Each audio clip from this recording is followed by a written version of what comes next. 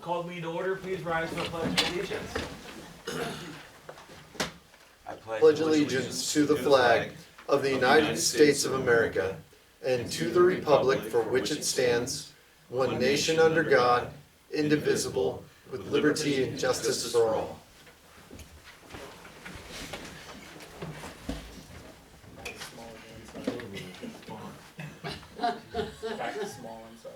This is an open meeting of the Seward, Nebraska governing body. The city of Seward abides by the Nebraska Open Meetings Act in conducting business. A copy of the Nebraska Open Meetings Act is displayed on the north wall of this meeting room facility as required. Disclosure of meeting recording processes is posted in the meeting room. Any citizen may address the council regarding items included on the meeting agenda and are asked to complete and submit a speaker card to the clerk prior to the meeting. The mayor will call speakers to the podium when the item is being considered. Presenters shall approach the podium, state their name and address for the clerk's record, and are asked to limit remarks to 5 minutes. All remarks shall be directed to the mayor, who shall determine by whom any appropriate response shall be made. The city of Seward reserves the right to adjust the order of items on this agenda if necessary, and may elect to take action on any of the items listed. Please call the roll.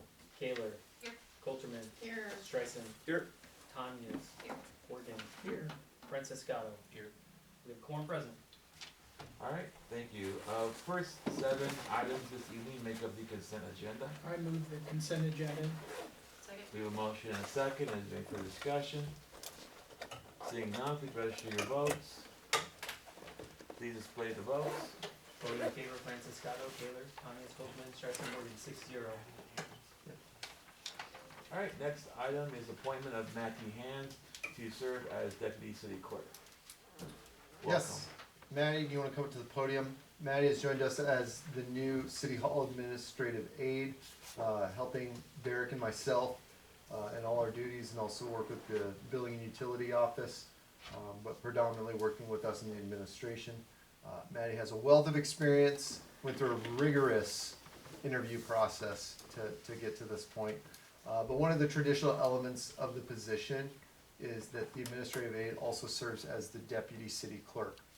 And so that allows for official business to take place. If Derek were to be gone, could stamp documents and provide the official seal, do those sorts of things that, sometimes we just need to get taken care of. And so through this appointment, we would be able to appoint Maddie to that position, and then her trial by fire to sit in Derek's spot when he goes on vacation begins. So, Maddie, you want to add anything? No, happy to be here. Excited to see what this is all about, and let me know if you need anything from me. There we go. Is there a motion to approve? Motion approved. Second. Motion and a second. Please register your votes. Please display the votes. Voting in favor, Franciscato, Kaler, Tanyas, Coulterman, Streisand, Morgan, 6-0. Welcome. That wasn't too painful, was it? No, that was pretty good. All right, thank Makes you. sense. First public hearing, we have Class I liquor license application of 817 LLC, 413 Ash Street. You're up. Alright, so we did receive yet another, liquor license application. It's weird, I went 3+ years without ever getting one, and then back to back months I've had them now, which is kind of strange though, that they used to cluster together, so I'm kind of learning the process really heavily right now. So for this one, we received it back on November 21st, and through that, we just have to set a date for a public hearing and receive any comments for or against. It was advertised in the paper about this public hearing on December 4th and December 11th. I received no comments from anyone saying yay or nay. Our building and zoning and police departments reviewed the application request. They had no conflicts with it. Everything's good on their end. So with that, the city staff just recommends approval to move forward. And once it's approved tonight, hopefully, I will take it to the state and say we recommend approval of it, and then shortly thereafter it should be issued to the depot. Mr. Haps here, I don't know if you have any comments to say about your plans at the depot. I'm just here if anybody has questions, so. You guys are just gonna have this liquor license and just hold events there is kind of the Yeah, plan? it's just an event venue, so it's used primarily for, private events, bookings. We've done a lot of, in the prior haven't used a liquor license hardly, we've used catering in the past, but it's done a lot with the sports teams, the high school, Concordia, a lot with the church, different fundraisers and stuff like that, but the primary business is gonna be, wedding venue, birthday parties, small gatherings. We ran a larger size one in Lincoln, for 4 years now, so this one here I think would fit Seward really well. It comes with a living space that you can rent along with a bridal suite and stuff like that, so it's just a really nice addition for, a higher level venue for people to house events. Thank you. Yep. So this item actually has two parts, so 1A would be consideration of the resolution recommending or denial of the license, and then B is the recommendation of approval for the manager. So we'll take up 1A at this time. I'll introduce the resolution. We got it, 1 second, we got public hearing, so Oh, before, sorry. no, you're good. Before we get there, is there anyone from the public wish to comment on items 1A or B? See, you already knew that, huh? Matt? No, I didn't know that. So close the public comment portion of the public hearing and return to the council. Was there anything else you wanted to add? Derek? No. We good, okay. Would you like to introduce the resolution on 1A? Yes. Alright, the resolution has been introduced and is designated as resolution number 2024-38. Would anyone like to move that this resolution be passed and adopted? Second. We have a motion and a second, is there any further discussion? Seeing none, please register your votes. Please display the votes. Voting in favor, Francis Gatto, Cato, Tony Spolkman, Streisand, Morgan, 6-0. And then, like I said, 1B is the consideration of the request to recommend Alicia Happ as manager, for this location. Any questions or comments? I think this just requires a simple motion. We have a motion and a second for approval. Any further discussion? Seeing none, please register your votes. Please display the votes. Voting in favor, Francis Gatto, Taylor, Tanya Spolkman, Streisand, Morgan, 6-0. Alright, thank you. Item 2 is also a public hearing, consideration of an application for a special use permit to allow for a hair salon business at 455 Graham Park Drive, Zone R4, Urban Residential, Multifamily District, High Density. Greg? Yep, just a residential use that requires a special use permit. Roger, I believe, is here as the applicant if we have any questions. This is for I believe a home salon, correct? And so, went before the planning commission, posted as normal, no oppositions. I believe the planning commission recommended it unanimously.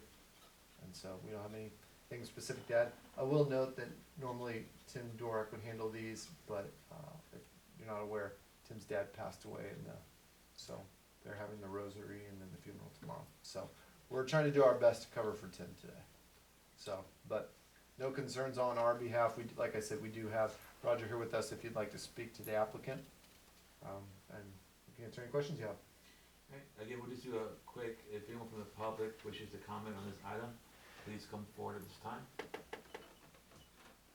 Seeing no one, I will close the public comment portion of the public hearing and return to the council for any further discussion. Yes, I Rich? did attend that planning and zoning meeting, and there was a number of questions, and I think Roger did a really nice job of preparing everybody for it, so all their questions were answered. Any other questions or comments from the council? And this just requires a simple motion. So moved. Second? We have a motion and a second for approval. Any further discussion? Seeing none, please register your votes. Please display the votes. Voting in favor, Francis Gatto, Taylor, Tanya Spolkman, Streisand, Morgan, 6-0. Thank you. Item 3 is also a public hearing, consideration of an ordinance rezoning property identified as SRB Dairy Development Addition from Agricultural District to C2 Highway Commercial District. Greg? Yes, this actually, as it was heard the other day, and Councilmember Wergen can back me up with some assistance on these since I didn't attend, but I did get the rundown from Tim on this one. This actually became 3 items when it went to planning and zoning, one of which was a replat, essentially. I think it was an administrative plat, to divide the parcel as we kind of know it as the old dairy farm. owned by a Serb family. And so the dairy farm, as if you've attended some of the events lately, as they've renovated that facility, torn out the dairy farm, and tried to kind of get that to a different state than it used to be in. In looking into a long-term plan, one of the elements that was involved was kind of this looking for a gathering space or an event space to take place. If you did our farm to table event that was put on by SCCDP, that's been hosted out there before. Like ultimately, the plan is in that event space to enclose that facility and have it for year round. Obviously, you don't want to have outdoor events out there with no walls on the building and stuff in the middle of winter. So it'll give a lot more accessibility for event space out there. But in doing so, some of the mixed uses that are going on out there, that was the purpose for the administrative plat. And so that was one of the first questions that was answered and decided by the Planning and Zoning Commission.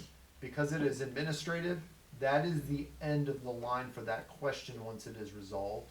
And so I believe it was voted on for approval. But as we get into this item, that will explain now why we are going for a rezone on these, and then you'll see the special use permit for the residential use. So now that we've replatted these areas into 2 parcels to kind of divide those spaces, the residence and then the event space and peripheral areas that are included in the application. Now we're rezoning a permitted use is kind of this event space in C2. Right now we have AG Agricultural District, so we're changing it to a highway frontage. This matches the long-term plan of the city in looking at all of our highway corridors predominantly are either going to be some sort of mixed residential, high-density residential, or highway or some sort of commercial. And so this meets our comprehensive plan, and it creates a use that we can form into over the decades. Because again, we're still looking at a relatively distant area out to the east. But by having this zoned properly, the usage is set in there, the proper permitting, we can kind of grow into it. So zoning meets our comprehensive plan, converts it from AG to C2 highway commercial. And the family was okay with that conversion as part of their work to bring up this event space. That item went before the Planning Commission as the second step of 3 the other day, and there were a number of residents that lived around there, especially along 252nd or adjacent there too, that I believe had some concerns specifically with traffic. Yes. And what sort of traffic, maybe or maybe not, again, and Councilmember Wergen can kind of fill in on it, that would be caused by this.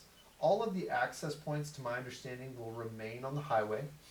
And so 252nd at this time will not be affected in regards to, unless people are leaving the event and then immediately trying to traverse to somehow the east side of town from the event space. But again, if people are going back to Lincoln and Milford and west to Utica and into the other parts of the city, I don't think 252nd is going to see any more than the average volume of vehicular traffic that we see now. I think one of the comments that Chairman Wallman of the Planning Commission brought up to those residents, because there's about 6, 7? Yeah, 6 or 7. I think they represented about 4 or 5 different residents along 252, 238, that combination. Yep. And so I believe the Planning Commission had a discussion about, well, this is kind of the direction that the city is planned to go. As we've talked about with the county, Bluff Road and 252nd are slated on their 1 and 6 to be paved. A lot of their concern was out of road condition, which is again not a city specific issue because we don't maintain the road out there. That's a county responsibility. And so there was a good healthy discussion, I believe, of it, but ultimately I think it was kind of directed by Chairman Wallman that the 2 issues, while of concern, are probably not exactly related. Mm-hmm. We do have some members of the family here, the applicants, and so if you do want to speak to them and hear more about the project and what's going on, we can have them come up and I can cover kind of the rest of it. The second tertiary item is once you rezone, they do want to maintain the residence on there, and so in a C2 zoning, you have to get a special permit for a residential use. As we replat and we rezone, things become non-conforming anymore. And so under the non-conforming, you don't grandfather that in, you get the proper permissions for it, get everything in order, and then it's good. It makes it a lot easier if it were to transfer or anything else in the future, all the proper permitting and everything else was taken care of. So you don't have zoning violations in your title searches and things like that. Councilmember Ward, is there anything else to add? Again, I'm kind of piecing together what I got from Tim and his reports that he sends to me. And obviously, we had the applicants You know, who can come up and speak I can refer to to it. Mike, but I believe one of the discussion items was going to be access to this venue, off the highway, and that's controlled by the state of Nebraska, is that correct, Mike? It's their point of access. It's their point of access, not Seward's point of access, Yeah. City of Seward, so. And we can't dictate that, that's No. a state No. access Correct, Yep. correct. And then the conformity also discussion led to the topic about how many acres are required to maintain a residence in rural, plot. And, I think, Chairman Wallman did a really nice job of explaining that this is part of an entity that already exists, and that particular rule, does not need to be met for this particular venue, because it's already in existence, the residence, so. Again, we look at those size conformities, and I believe in some areas it's 10, in some of the larger areas, and then as you get down into rural residential, we get into 5 acres. What we're looking for there is not filling areas on the peripheral of town with large acre lots that then, when the city grows into them, we can't, I'll say absorb them, but you're looking for a cohesive growth. Right. Lincoln suffered significantly from this in the southern end, once they finally made it to some of those acreages south of like Yankee Hill. They started running into all these areas where the development doesn't match the growth that's coming, and then you have these weird impacts, or odd looking rural homesteads in the middle of town. And so you try to match that so that you're not getting all these really small, like 1 acre lots and 3 acre lots and 2 acre lots, that then when the growth comes through, you can't fill in.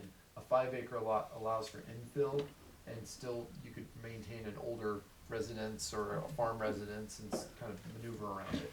So that's why they do that. And again, perfect to the point. The residence is already there. This is not us having a discussion about a corner section where we're cutting out 5 acres and then adding a lot and a new well and a new septic and all the things that go with it. All these things exist, and we will still have conformity and control over if we were to add more residences in this area in the future. Yeah. So, It's very accurate. Alright, this is a public hearing, so I'll open up the public comment portion of the public hearing. Anyone from the public wishes to speak on this item, please come forward at this time. Welcome. Hi. Okay, she's gonna talk to you, because she's the boss. I'm Cindy Teeterman, I'm from Utah, Nebraska. I'm Marie Copples from Columbus, Nebraska. Okay, I was so born in Columbus. I was born in Seward. we were all born in Seward. We lived in the little farmhouse on the corner by the co-op. Our parents sold the co-op, we went to the co-op, so we were very, played in the creek, that could explain a lot, but anyway, by a dairy. Couple of things to address. I did talk to the NDOT. They were not concerned about the road. They were excited that we were gonna put a venue there. So I was very, we're gonna try to figure out how to make that as obviously as safe as possible. I live off Highway 92 in Utah, Nebraska. There's turns everywhere, and so it's like, I drove past a church and Junto Wine is one of the other zoning members brought up. So we wanna mark it. We wanna make sure it's safe. Obviously, you cannot have a venue that doesn't have a safe entrance and exit. So NDOT was fine. They wanna work with us if there's anything that they can do. Secondly, we do, the residents, the only reason we even got that is because we're renting the house right now, but once we finished it, we just redid it. It's finished, it could be used as an office or a suite for the people that rent the venue. It's really going to roll into the commercial property. It's not gonna stay a residence for long term. We're not planning on building any other houses. We do not wanna put wells in. We want to wait until city utility comes out there. It doesn't make sense to put wells in out there because they're too deep, but just to kind of start anchoring the space, I think was what our initial thought was. Conserve that rural feel of the dairy because it's been there forever. When we grew up, people watched the dairy and the cows on the hill before the big buildings were there. So we want to, I think the Fallbrook look is really conserves that access to people, and you don't have to have houses on top of each other. You run kind of a commercial, a lot of trees, a lot of things on your property. It brings Seward as you come in, so beautiful entrance is what we're trying to go for, so.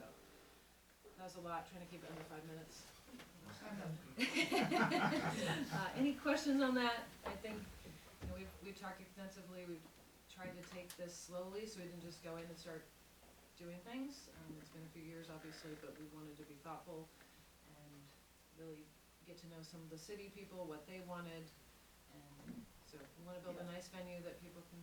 Complement what's also going on. There was no intent to take on anything that was going on, so it's a slow approach to make sure that whatever's going on in Seward, we're complementing, not taking, and, being a partner in that, not any kind of, taking from what you guys have, which is fantastic. So, Any the big questions? finance are that, it's a win. Any questions from the council? No, I just wanna say thanks for your reinvestment. Oh, yeah. Yeah, we'd like to finish all the barns and put Christmas lights up next year, that's our goal. I mean, like restoring those will take some time, but that's why we kinda wanna go something new and then restore the rest and keep the character. And Keep farming, Right. and the Yeah. farm ground, clear some of that out and try to get farming going until we figure out what the next steps are. Yes, Rich? I just wanted to say thank you for your vision, because it's, I know it seems like there's, always one or two more steps, and we wanna make sure that we don't overlook anything, and the city council very much appreciates that. Yeah, well, Greg, and we started with Ed Gonzalez, who was amazing, and then Mhm. Tim and Sarah, and Greg has been great, and Jonathan and his team, and, we've wanted to partner as much as we can, so. Thank you for that. I'd just like to commend, there's a third sister involved with this Yes. too, that's not here, but, I'm working with the whole family. It's been one of the earliest things that I've done, I think, in the first few years that I was here. We started having discussions, and I think that's when the dairy was acquired and some of those things, and, it's a continual commitment that a family like this comes back, to put these sorts of investments in our community on the peripheral. As we all know, at that time, the dairy had become an eyesore. Its status and use was kind of up in the air, and to have a relatively local family, but definitely local, Yeah. growing up and being here, and their parents still here, reinvesting in that. I know Councilman Singleton's not here, but the renovation and the cleanup of that is a big issue for him, and he's been very appreciative of the efforts that you've undertaken and the investment that you've undertaken to kind of work this project over time to get it where it's gotten to and where it will go. And I continue to thank you for your communication and working with the administration and myself on this. I know this is a big effort and a long-term effort, so. Well, almost all of that tin and lumber was recycled, which took forever, but, people came from all over to take it, and we just gave it away, we sign the release, take it as much as you want. So there's sheds all over the country now with that material in it, so it's better than a big landfill, we thought. So, anyway, looking forward to spring, maybe break some ground or something. Thank you. Thank you. Thank you. Anyone else from the public wish to comment on this item, please come forward. Welcome. Jacob Jennings with SCCDP. I'll be super brief, not to belabor the point, but it's been great to work with the Seward family last couple of years for our farm to table event. They're great people to work with, landowners in the area for a long time. As Greg mentioned, this would be an appropriate use of the land here along that corridor, and we think this is going to attract some more people to the area. So SCCDP is in support. Great, thank you. Anyone else from the public wish to speak on this item, please come forward. Seeing no one else, I will close the public comment portion of the public hearing and return to the council for any further discussion. Would you like to introduce introduce the ordinance? I'll introduce the ordinance. Alright. An ordinance to amend the official zoning map of the city of Seward, Nebraska to rezone certain property within the 2-mile extraterritorial jurisdiction of the city of Seward, Nebraska, now zoned AG Ag Agricultural District to C2 Highway Commercial District, specifically tracts of land north of McKelvey Road and east of 252nd Road, to describe the property rezoned, to provide for publication of this ordinance in pamphlet form, to provide for a time when this ordinance shall take effect. The ordinance has been read by title and is designated as ordinance number 2024-26, and the title is hereby approved. Need a motion to dispense with statutory rule. So moved. Second. I have a motion and a second. Is there any further discussion? Seeing none, please register your votes. Please display the votes. Voting in favor, Francis Scotto, Taylor, Tanya Coltrane, Miller, Streisand, Morgan, 7-0. Again, this is ordinance number 2024-26. Would anyone like to move that this ordinance be passed and adopted as read? Second. A motion and a second. Is there any further discussion? Seeing none, the question is, shall ordinance number 2024-26 be finally passed and adopted? Please register your votes. Please display the votes. Voting in favor, Francis Scotto, Taylor, Tanya Coltrane, Miller, Streisand, Morgan, 7-0. This is the only ordinance this evening. It's only one final motion to make the ordinance a part of the permanent record. I so move. Second. A motion and a second. Please register your votes. Please display the votes. Voting in favor, Francis Scotto, Taylor, Tanya Coltrane, Miller, Streisand, Morgan, 7-0. Thank you. Item 4, again, public hearing, consideration of an application for a special use permit to allow for residential living at 2484 McKelvey Road, if rezoned as C2 Highway Commercial District. Richard Warren. Yep, this is the kind of the extension of what I just spoke about. Now that we've rezoned it, in that zoning for residential use, we would need a special use permit. This item was discussed under just the same kind of in cohesion under the previous one. They did get into the residential size and zoning discussion, but ultimately I believe this item was approved by the planning commission unanimously. This is a public hearing, so I will open up the public comment portion of the public hearing. If anyone from the public wishes to speak on this item, please come forward at this time. Seeing no one, I will close the public comment portion of the public hearing and return to the council for any further discussion. I believe this just requires a simple motion. Move to approve. Second. We have a motion and a second. Is there any further discussion? Seeing none, please register your votes. Please display the votes. Voting in favor, Francis Scotto, Taylor, Tanya Coltrane, Miller, Streisand, Morgan, 7-0. All right, thank you. Under administrative items, item number 1 is a presentation on shade structure at Van Shell site. Greg, did you want to? Yeah, I can kick this one off and I'll turn it over to Anita. If you remember back in 2017 and 2018, way back then, pre-COVID, part of our downtown revitalization planning was to identify different projects, and obviously the number one project to be identified was the general revitalization of commercial buildings and structures. One of the other items that was identified as a potential project in the actual plan called out was for a shade structure at the band shell. It was looking at the utilization of the band shell over long periods of time, and specifically its most highly used period, which is the 4th of July. But obviously used throughout the summer, even into the spring and the fall. But that high kind of noon time, if every one of us has been up there watching some sort of thing on the 4th, it can get scalding hot. And if you sit there for very long periods of time, it can get kind of brutal. So again, that item was identified, and then other than some peripheral looks at what potential costs might be by Jonathan and myself, that item basically became dormant. About a little less than a year ago, I think we had some discussions with the municipal band about some potential issues with needs for shade, especially during their evening performances or early evening performances. Reinvigorated the discussion again, started taking a look at some stuff, and then at that very same time, Rotary came to us and looking for a project, and they'll speak to why they're looking for a project.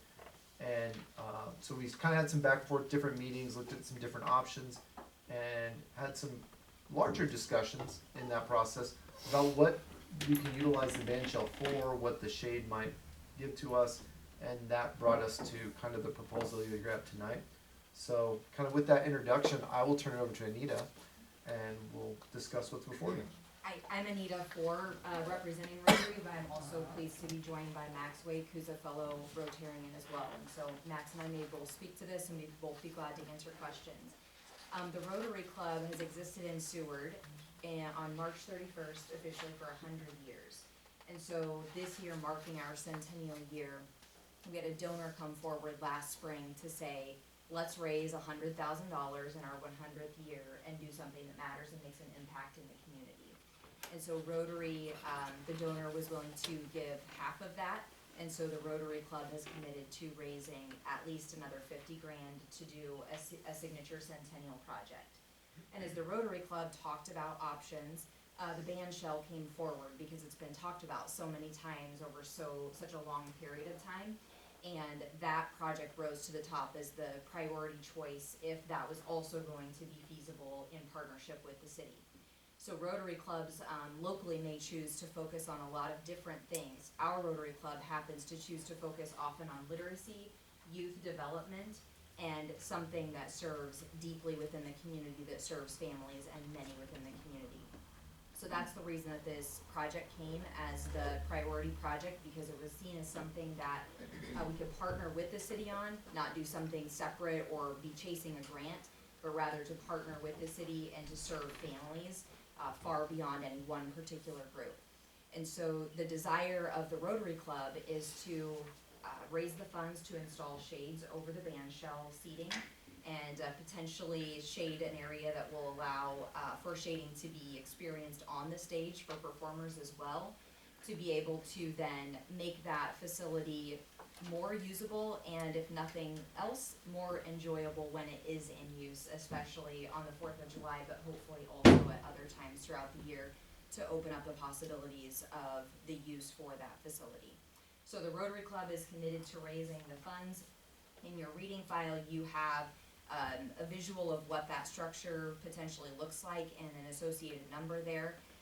That number includes a good buffer of margin for any error of the estimations, and it also includes some trees that you'll see. That will be an important piece to continue providing some natural shade as well. And so the Rotary Club feels confident in being able to cover the financial aspect of that. As Greg mentioned, we've been in discussion with the city. Jonathan Jank through SECDP has been a part of that. I believe Max and the mayor have visited as well. And so we bring this to you tonight for consideration for us to be able to go forward with that project. We'd love to have that done by the 4th of July. Timing may be the issue, but we are confident that from our end we can have that done by this summer. Max, what would you add? I think that's a very nice summary. The band shell's a historic structure with a neat history, right? The municipal band, I think, being one of the oldest continuing functioning groups of its type, right, in the state. So part of what we want to do is enhance, right, what is already a great space. The city's made some very nice reinvestment replacing some materials, repairing that structure. It's in really good shape. So aesthetically, I guess the hope is to do something that enhances the space but doesn't detract from it. As you can see in the renderings, the views of the structure are mostly preserved from the street. We think the space will still kind of have the same feel, if you will, although obviously the addition of shade in the hot part of the day. Also, I guess to me, and I think to the club, we really did want to, as Greg described, pick a project that was already identified by the city and a need, and helping to support the direction that downtown is going and that the city is going, rather than coming up with something new out of the blue, right? The idea was to really fund a piece of the vision that you all have already helped develop. We're kind of in the middle of the process. We've gotten some good information from vendors. We got some good questions from city staff, detailed things about installation and takedown, durability of materials. We're still working with the vendors to get some answers there.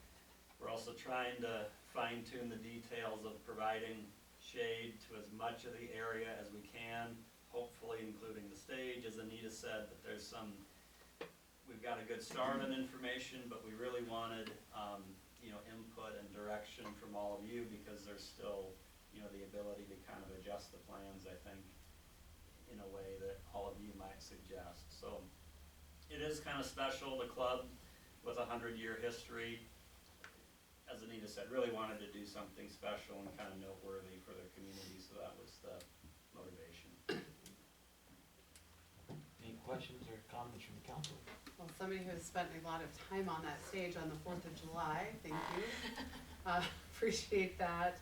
I think what you're doing is great, and I think it'll be a real good asset to the community in many ways, not just for the 4th of July, but for all the other events that we try to have there. I think just optimizing the shade makes sense, and I appreciate also the addition of the trees. And that tree coverage has always been a really important part of that area as well, and continuing that is great. So if there's a specific question that you have for us that ties into detail, we'd be happy to probably answer, but it looks like everything's on the right track, so. Yes, Rich? I know in recent years, the trees, we did have a number of trees to the south edge of that particular area, park, if you will. And a lot of those trees had to be removed due to their age and so forth, and they had to be cut down. So those people who remember what the band shell and the lot used to look like know that it's a lot different now, because a lot of those trees were removed and need to be replaced. I think so that really speaks well to the fact that any plan that we go forward with should include shading and then some natural shading wherever we can. Anyone else? For my Arbor Day speeches, I can tell you the 2 best times to plant a tree. What are they, Rich? Yesterday.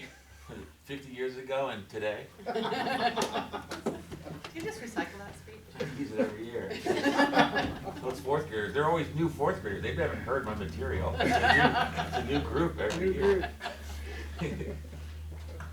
I think it's a wonderful idea, and it's a great gesture for the club, and I know that it's such a great amenity. It's probably underutilized.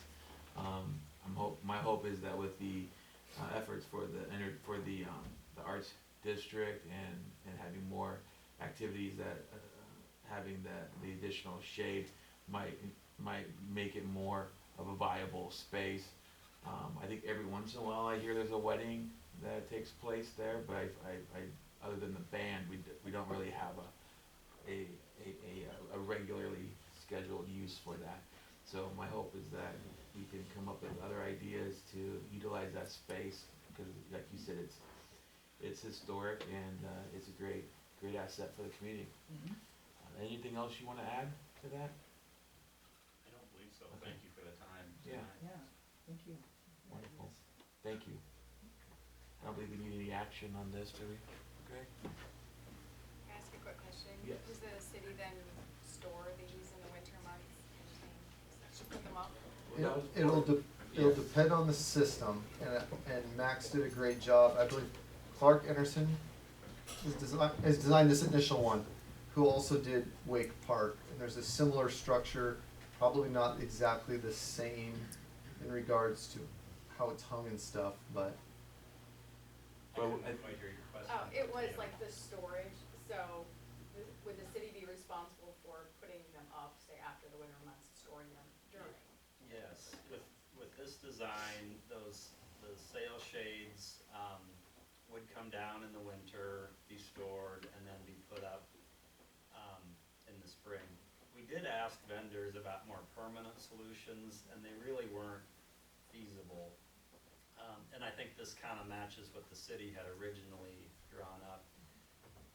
But yes, there is that element of taking them up and down, and they would, what we've seen has been warranted for at least 10 years. Hopefully they would last longer than that, but there would probably be some time when that shade material would have to be replaced.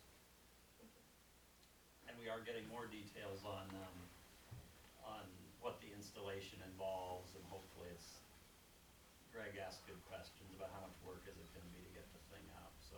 And if we can find some to go visit in the area from the vendors, we'd like to do that with city staff as well. Any other questions or comments from the council? Seeing none, thank you, appreciate the presentation. We'll move on then to item number 2. This is discussion on traffic conditions moving forward on Second Street from Highway 34 to Pinewood Avenue. Greg?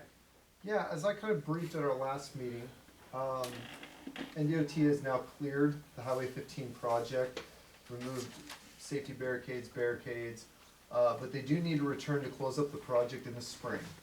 So you'll notice that one of the big things that's missing is most of the painting, other than the temporary painting for some of the lines in the middle. So crosswalks, all kinds of other things. So I believe they're gonna come back. I believe some of the paint that's down now will be stripped off on the highway, and then the final permanent painting will go down, additional signage, and then obviously there's a little bit of TLC work that needs to be done and punch listing, a little bit of sod and stuff to the northern end that'll all be completed in the spring. One of the other elements that's involved in that is the repurposing back of Second Street. Technically, as I was driving this morning, we'll probably have a conversation about Pinewood as well with them. We didn't know at the time until the paint truck came out at the beginning of the project and painted the double lines down Second Street. They just went ahead and turned down Pinewood and drove all the way down to Highway 15 on Pinewood, even though we didn't really do anything different on Pinewood other than stop control at Second Street. So we also have a double yellow in the middle of Pinewood. Probably not the biggest issue with that one. Mike and myself will look at it, and if it can remain, we'll probably just leave it, because usually we don't have people parking on Pinewood. So, but we could have it removed if one of the selections is that we need to resolve the issue on Second Street. So as we got started with this, and throughout the process of having the detour, we started receiving a number of people that were making comments about different elements of the detour. We had some people state, hey, I like not having parking on my block, it's easier to get through. We had discussions with the school district. We haven't specifically reached out to St. John's, but I know they'll have some interaction there. And some people have commented on different stop controls and send in small emails and things like that. And so we said, we probably need to have a discussion, because everything is set up for a way now that could be utilized, but after we pull it, it's gone, and we're not gonna come back and put it back that way. If we're stripping all the paint back off, pulling all the signs down, taking all the posts out. So we felt it was appropriate with some of those comments to speak to you, the council, and then probably give the community the opportunity to speak to what they would like to see, and specifically probably the residents on Second Street, because they're the most impacted by it. It is the largest change for them, as there was pretty much parking everywhere for the most part, and now there's been no parking at all. And so that was kind of the impetus of this. We wanted to solicit kind of your feedback on how you'd like us to go about that. If you just want to make a decision and be done with it, put it back the way it was, kind of analyze it in aftermath. But really what it is that NDOT needs to know, so when the subcontractors come back out, they know what the game plan is. They know what they gotta pull, what they gotta strip. And we felt like, well, it's there. We should at least have the discussion and see where it goes. And so that's where we kind of left it for this night, to kind of get a feedback from you guys. I know we do have a resident here tonight that probably could speak to it as well. But we kind of need to know how to proceed, what you want to do. I mean, if you feel strongly one way, or when you just call it good, go back to the way it was, we can do that. Probably do it relatively quickly, actually, because there's probably not a lot of winter work going on. But we need some direction, and we want to know what you want to do. Yeah, man. So the contact, He's looking at Second Street. so the contact I've had from my constituents in Ward 2 is they'd like it to go back so where they can park on the street. And there's certain residences where, you know, it's important to them when they have people visit, or, you know, family gatherings and things of that nature. I think that was kind of the overwhelming information that I've received from people in Ward 2. I do like your comment from last time to essentially keep the four-way stop at Hillcrest. I think that any of the additional stops that we put there, that one would make the most sense because it is so close to the schools. I'm not sure if it's relevant for the other 2 stop signs that we added on Moffett and in Seward Street, but can you remind, was there parking on both sides of the street beforehand, or is it just one? I think it was both. Okay, so potentially we could just have it be parking on one side of the street instead of on both. That is a potential. Potential. You can always do whatever you want. Okay. It's the situation that's in right now, even if we went to that, we would still need to remove the Yeah. double yellow Correct. to get rid of that, and so I wanna make sure NDOT knows what we want them to do when we give them instructions, but, that is a potential as well. One of the elements that's been involved in this is, as we know, leading up to the Highway 15 project, one of our big discussions we've had in here is, we actually don't have another alternate north-south roadway. Second Street was adjusted years ago to kind of, be almost like a minor element of that when we went through and added all the yields and the stops at all the crossing intersections, except the major ones, which would be Moffett, Seward, Hillcrest, Pinewood. But everything else is now yield or stop controlled from the highway all the way north. So there was some intent that we would prefer traffic to go through there versus First Street or Fifth Street. Is that second, because of the stop control nature of it, is a better alternate route if people aren't using Highway 15 or North Columbia. So we've seen it in action in its full scope of what you could have in traversing traffic. The city doesn't have a specific recommendation on this one. Obviously, the easy one is go back to the way it was and then make analysis of each element involved and work through that. But we have to have this opportunity, we have to give this instruction back to NDOT. Tyler, would you like to come up? You had filled out a card on this item, Alright, since you live there. yeah, my name's Tyler Fultz, I'm a Second Street resident. So the reason for me being here today is just, I can't say I've went up and down to talk to everybody on Second Street. I just don't have that kind of time, but I have talked with the people in my block, and I've also talked with the service industry. I work over at Seward Lumber, and we get a lot of service members coming in, and parking has been kind of hectic for them, because you have a lot of one-lane drives. You have some alleyways where if they go in the alley, they're taking up the whole alley when you get closer to uptown.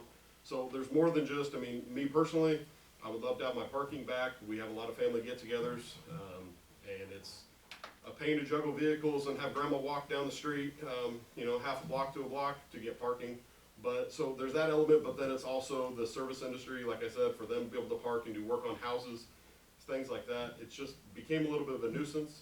I've been in construction my whole adult life, so I understood the process and I wasn't gonna make any waves about it. The work needed to be done, and I think that the highway looks fantastic, so I was excited to have it back open.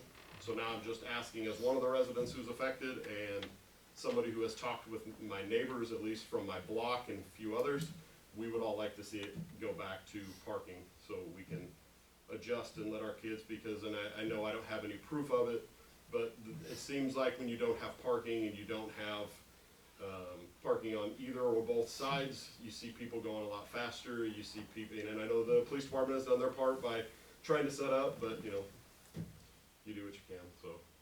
And do you feel, to Megan's question, would you want it to return to parking on both sides, or do you feel there's a balance between not turning it into a drag strip, but also having parking available? My first preference is to go both sides. Okay. I mean, just go back to the way it was, the small little quiet residential street that most of us, when we bought a house on Second Street, bought into. I mean, I know when I moved back to Seward 7 years ago, we actually liked a few houses on the highway, but we didn't want to be on the highway, we wanted to be in a smaller, quiet, established neighborhood. I grew up in North Columbia, I know what you're talking about. So, I mean, I understand you guys have decisions to make, and I can't say I want to be in your shoes. I'm just telling you from my standpoint, I would prefer to have both sides of parking back and just go back to the way it was. And that was kind of what we were talking from the administration side of it. Unless there's a specific need and if law enforcement says, hey, there's a bunch of accidents, or we're hearing a lot of close calls on certain intersections, or if someone in my brother's 5th grade class writes a letter, you know, we respond accordingly. And to be honest, you guys talked about the 4-way stops and stuff. I have no issues with those. Yeah. I mean, it keeps people going slower and stuff, and I'm all for that. I don't have any issues. Like I said, I wanted to come for you guys and just kind of give what I know from being a resident of the street. Has Well- traffic decreased since Yes. the road opened? It has a little bit, but like I said, I have noticed, I mean, I'll be that guy in the front yard yelling at people when they're going too fast, but, it seems like I've noticed some, I'm gonna call them high school kids, I don't know if they all are, but, you know, trying to avoid the highway and just zipping down the street, but it definitely has decreased since the highway's open, yeah. Well, and that's part of the challenge and the balancing is, you know, different streets are designed for different purposes. You know, and we were discussing this the other day about, you know, you want certain corridors where you want traffic to run pretty smooth and quickly. And, you know, you typically know what those are, Pinewood, Columbia, and you typically don't have stop signs on those corridors. But then on the side streets where it's more of a residential feel, and you may have kids and you're running in the yards and such, you may want to slow that down a little bit more. It's just trying to find the right balance that gets a little tricky on that. Yep. So, but, And living where I live, it was an older neighborhood, it has started that turn, where Yeah. we're seeing a lot of young families with a lot of young kids, I have 3 of my own. So, I mean, it is that where it's, I don't let them necessarily play in the driveway and stuff anymore, it's more in the backyard and things like that, but. I remember when they put the stop signs on Columbia and Hillcrest, when they turned that into a 4-way, that got interesting for a while. So, any questions or comments from the council? Appreciate your insight, thank Thank you. you. And we don't necessarily, unless you feel strongly, you don't have to necessarily make any decisions tonight. If you do wanna go back and talk to residents and others, you sure have time. It's just, at some point, we're gonna have to make a decision on this so that we can get clear direction and moving When forward. would they do it? What's that? When would they do it? Like immediately if we told them, or? I don't, obviously for safety purposes, we have to have them pull that yellow line, cause people are just gonna be completely confused about what's going on there, so, I can reach out to Brian Schoen and ask if the state, if we give them a clear directive and say, hey, we're good, you can pull the line, and then we can go out, I think we may have even, do you know on the signs, Mike, are we pulling the signs for them? I can't- I believe most of those we put in ourselves for the state, and so Yeah. I think we would be obligated to pull them. I would say though, I believe all the lane marking is temporary, and so they are going to remobilize in the spring when it's warm enough to put the new, lane marking down. The paint requires, heating, it also requires fresh grinding. So grinding the old lines off will be